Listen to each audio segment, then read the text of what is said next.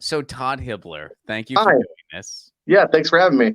So, what is the Renaissance Festival? For people who might not know, in your words, what is the Renaissance Festival? Why is it a special thing?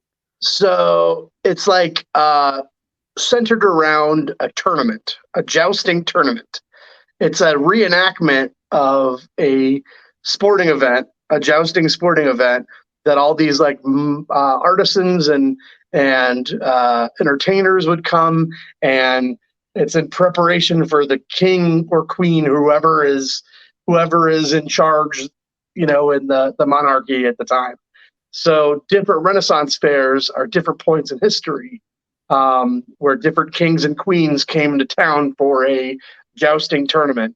And so like that's why you have artisans at these things like that do like handcraft goods, and you have like entertainers that juggle and you know tell jokes and stuff, and then there's what we do, which is feed people. Um, so that is so there's like there's it's a celebration, it's a celebration of a celebration. So they're celebrating that they're out of this dark time. They're celebrating like life was so shitty for so long, and then now all of a sudden you can go outside again and not wear a mask.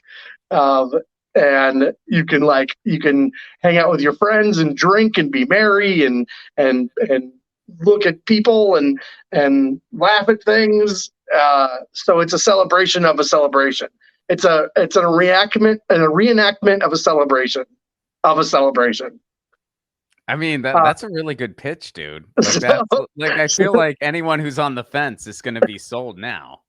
but so what it really is, though, like if you were to just go and not know the history of it, is it's like this beautiful um, uh, uh, social experiment of all these like micronisms of like subgroups. There's like everything from like juggalos to furries to D&D people to like cosplay people to like everything. Like every little organism of nerddom gets together, and then like they have like a common ground, which is this time period.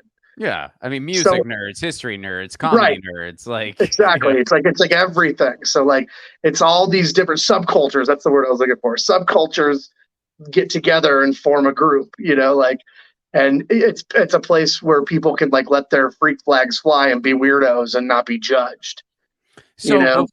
Yeah, yeah, yeah. So before you like got involved with this, which we're gonna dive into here in a second, but I'm curious before we go there, did you attend a Renaissance fair first before you started working them? Like what was your personal history? Like did you go as a kid? Like No, I never went as a kid. I met these dudes doing stand up that also toured around the country doing Renaissance fairs, like comedy shows and open mics and stuff. And they were like, "You should come with us. You'd be perfect." And I was like, "Guys, I don't know what the hell a Renaissance fair is."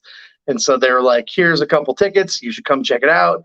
And like I went and I was blown away. It was the craziest, weirdest thing I've ever. I was like, "What is this place? It's so bizarre." It's like just I was blown away the first time I went. I was like 27 years old, and you didn't even and know wait, you didn't even know what one was. It I wasn't didn't know like what it was. wow. So Yeah, I you had didn't no even know idea. it existed. Right, and I had like been to Comic Cons and stuff, and like dipped my toe into nerddom, like before then, and like I've always played video games, and like I got a lot of the references, and I understood everything that was happening around me. I never went as hard as playing like D&D or anything, but like I immediately got what this was, and it's a celebration in a safe place. You know what I'm saying? Yeah, no, I mean, that's just really cool that you not only did you attend it for the first time and you're like, this is a thing that exists, but also you were like, I can do this and I want to do it.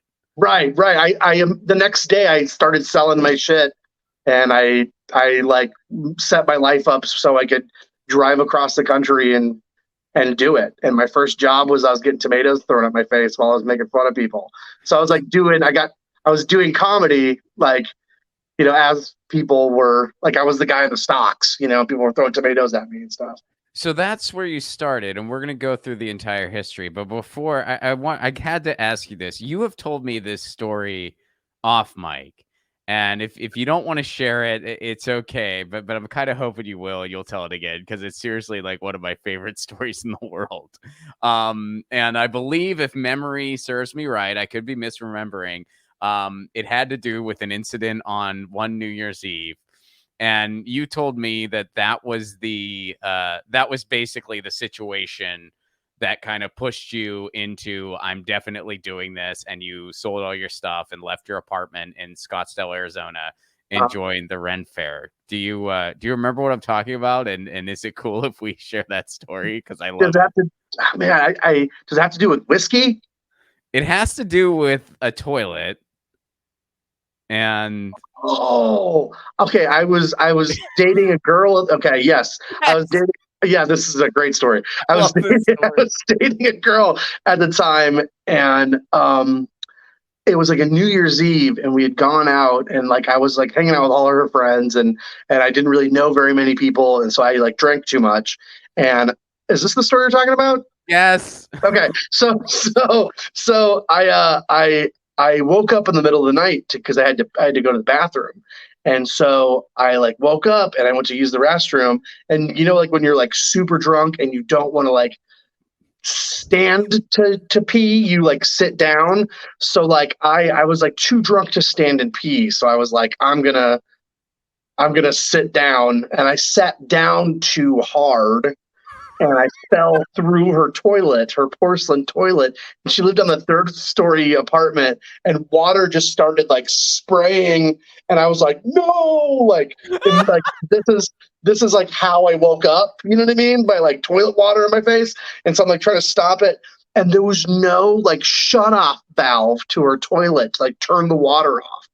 So she's like, just turn the water off, and I was like, I don't see where you do that, and like water was just going like hundreds of gallons of water just to her ceiling, back down on the ground, and so like I ruined her apartment and the apartment below hers and the apartment below hers and the two apartments that were next to hers because she lived in the middle. And so this New Year's Eve at like 3 in the morning, and like she's like, let me call the maintenance guy. Guess what? Maintenance guy doesn't answer at 3 in the morning on New Year's Day. Oh So my this like god. water and water and water. So yeah, like it was we broke up. So I feel I mean that story I mean I feel bad because the first time you told me this story just as a disclaimer out there everybody, the first time you told me that story you didn't mention exactly how destructive it was. Oh, So correct. so all right, so I didn't know that part. I don't want people to think I'm laughing at the people who got their apartments destroyed because of course There, I'm not. there But was an like insurance thing. She didn't have to pay a dime. Like everybody got hooked up, and all they right, could good. never. Yeah, it was an old apartment complex. It was like people got a remodel of their apartment. They were, I mean, sure they were inconvenienced for like a little bit, but yeah, I Okay. mean, So it so was everyone was no one got hurt, everyone no was one got okay hurt. in the end. Okay. And everyone was made whole and everyone was good. Yeah, Right, I didn't realize it was that destructive. I mean, the story's still freaking hysterical, especially when you told me the first time. right, right. The way you told me, you just looked at her and you said, "So we're probably done, right?" And she was like, "Yeah." And you just I, left. I Chris Farleyed her toilet. Like, yeah, man. And then you're Like, like, "I'm joining the Renaissance Fair. I right. I was like, collapsed the toilet. I should probably lay low for a little bit. I gotta get out of Scottsdale." Yeah, yeah. I Uh, should skip That's town. That's an amazing story. I mean, I thought you just like flooded her bathroom. I didn't realize multiple Yeah. apartments were in the trail of destruction. But I should pee. still, I should pee in the woods for a little while. there you go. Yeah, you're just like I shouldn't even have like a four walls. I should just Right. live in an RV and pee in the woods Yeah. to prevent this from happening again. If I Right. do this in a porta potty, the only person inconvenienced is me. Right. Right. Right. It's funny. I That forgot is about that story. I have I'll be honest, dude, I've told that story to multiple people. Especially especially especially when I started doing Lucian Oh yeah. because, people were like, and Lucian is still very new. But when I tell people about it and that, like I'm really trying to bring it to fairs and make it this new show that I do and blah, blah, blah, they're kind of like, well, like, do you have experience with Renaissance festivals? And I'm like, well, I went now see, I went as a kid. I started going in middle school, but I bring up, I'm like, my buddy Todd, my comedy buddy Todd got into Renaissance fairs, and they're like, how did he get into it? And I'm like, oh, this story's epic. He met some people. But it really came to fruition one fateful New Year's Eve. That's so funny. I That's love so that funny. story, dude. I love that story so much. So, but you have built an amazing career. So let's give everybody kind of like a quick timeline of your history with the fairs. You started out getting the tomatoes in the face where you got Yes. it's commonly referred to as vegetable justice, right? Right, correct. Yeah. So I did that for like a year, and then some guy saw how funny that I was being and whatever, and he needed a show partner. And so for like 12 years, I did this thing called the Mud Show, where another guy and I would tell jokes and jump into a pit of mud and splash people, and we would jump from like 12 feet in the air into a pit of mud on our backs, and it was like a whole Gallagher thing, but with mud instead of watermelon. Uh, I and, dare say I dare say it's a little more there's a little more depth to it than Gallagher. I'm not trying to. I stepped into that job. I've been like the fourth generation of Mud Show people. So like we are a Mud Show. We're not the Mud Show. There's a guy that has been traveling around since the early '70s, and he's been doing the Mud Show Okay. since like the beginning of Renaissance fairs, and he still does it at a couple of different fairs. Uh, Because so I'm just saying, like, I've seen some mud. I've not seen yours. I wish I had, but like I've seen some mud shows, and it's actually they're not just like playing in mud for the damn right, hell of it. Like they have a show written out. It is a right, thing, and it's right. quite impressive. Right. So yeah, our gimmick, if you will, is we would do like fairy tales, like funny fairy tales, like our take on fairy tales, and then it would end with us splashing people in the mud. And not every mud show is like a splash thing. It's but ours was definitely splash heavy. So you started doing that, Yeah, I did that for and 12 years. mhm. And then meanwhile, And when when you I say wasn't did it, you went all over the place. I mean, just to give people who don't really know much about this circuit, like you went like where all did you go? Yeah, so I did the Tampa, the Bay Area Renaissance Fair. Then I would do the Georgia Renaissance Fair. Then I would do the Kentucky Renaissance Fair. Then I would do a Renaissance Fair in Canada, outside of Toronto, for a couple of years. I did that. Then I did the Michigan Renaissance Fair.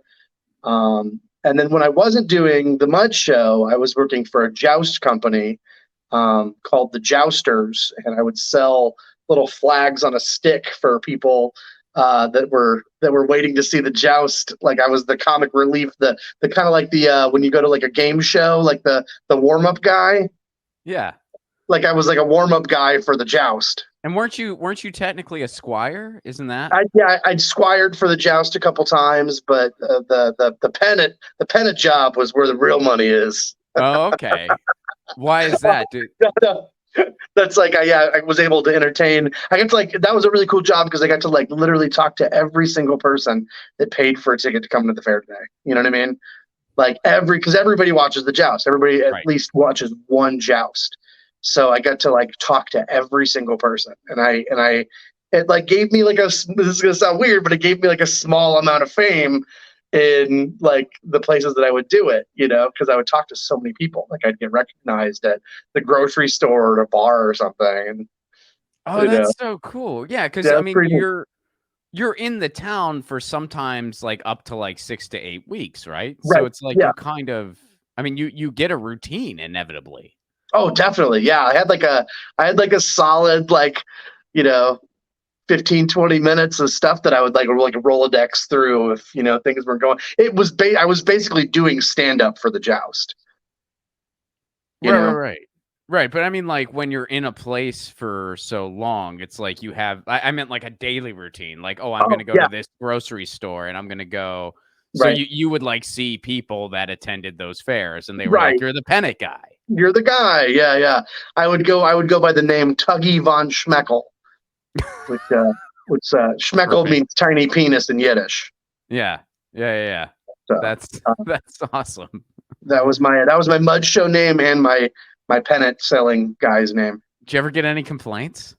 Not a single person for That's like awesome. 12 years. Yeah, not a single time, which You'd is think there'd be, amazing. like, somebody, like Right. somebody who's like, "My kids are here," but no well, It's, they make it clear the mud show is not necessarily like, parental guidance suggested, right? right. Yeah, there's like ratings on the shows or whatever, but it's quite the opposite. Like people that would that it, the most they ever got recognized was in Florida, where there's a large population of Jewish people, right? But they would like feel seen when they would see that. They'd go, Nice. Yeah, like they're it was yeah. like cool. You don't see a lot of Yiddish here being Yeah, represented at the Renaissance Fair. good for you, man. That's, yeah, I didn't know that was your stage name, Yeah, yeah, but yeah. Tuggy von Schmeckel. People would go, hey, what's your name? I'd be like, I'm Tuggy von Schmeckel of the Singing von Schmeckel people. My real name is Todd and I work at Sprint. Like, that's what I would say every time somebody would ask me. So so that's amazing that for years you had a stage name that basically means I'm playing with my dick, Right. and then you moved into serving people food. That's Yeah, that's an interesting point. I didn't realize that that's the yeah, yeah. So while I was doing the pennant thing, I met my wife on Tinder at the Carolina Renaissance Fair, and she was a chef, and she got on the road with me, and we opened up Von Schmeckel's Hot Doggery, which was a hot dog business that was yeah. that would be right next to the mud show. And so I would go, hey, I'm talking about Schmeckel, and here's my hot doggery, and like my wife would like wave like hi. So we did that right before the pandemic, and then the pandemic shut us down. We lost our business that we were just starting. Um, but we've come back super strong, and now we have a food truck that we tow around the country, and my wife and I have a pretty successful food endeavor happening. Yeah, so, I mean, you don't have to get, like, too much into your personal life, but I'm a little curious, like, how so you started dating this girl. Mhm. How did you convince her, like, "Hey, you know where you really gotta where you can really flex your culinary muscles is the Renaissance fairs." Like, was she already into it? Or, like, that seems Well, like so maybe a tough sell. it was definitely a tough sell. Like there, it's it's uh it's not that easy. Like a lot of these fairs, they don't allow food in, so I didn't know what she was going to do. She just knew that she didn't want to be doing what she was doing, the daily grind of working for somebody else. Like having a terrible schedule. And so she was just tired of it. So it So was a she wanted to, temporary, like, ditch the 9 to 5, right? and So you're it was, like, "Well, I got a a thing." right. It was definitely like a temporary thing, for a while. And then she saw, you know, like an opportunity.